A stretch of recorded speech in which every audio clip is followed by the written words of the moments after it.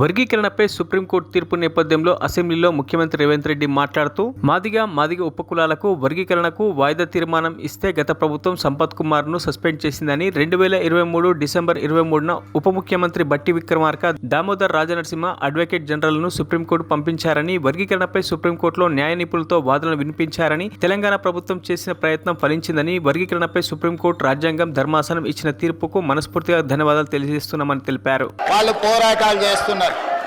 27 సంవత్సరాల నుంచి ఉమ్మడి రాష్ట్రంలో కానీ ప్రత్యేక తెలంగాణ రాష్ట్రంలో కానీ ఏబిసిడి వర్గీకరణ మీద మాదిగ ఉపకులాల యువకులు పోరాటాలు చేయడం జరిగింది.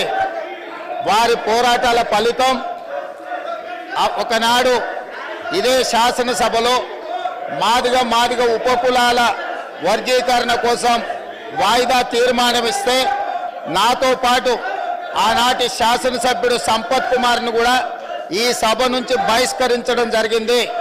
గత ప్రభుత్వం ఏబిసిడి వర్గీకరణ మీద కేంద్రానికి ప్రధానమంత్రికి విజ్ఞప్తి చేయడానికి అఖిల పక్షాన్ని తీసుకెళ్తామని చెప్పి తీసుకుపోకుండా మాదిగ సోదరులను మోసం చేయడం జరిగింది.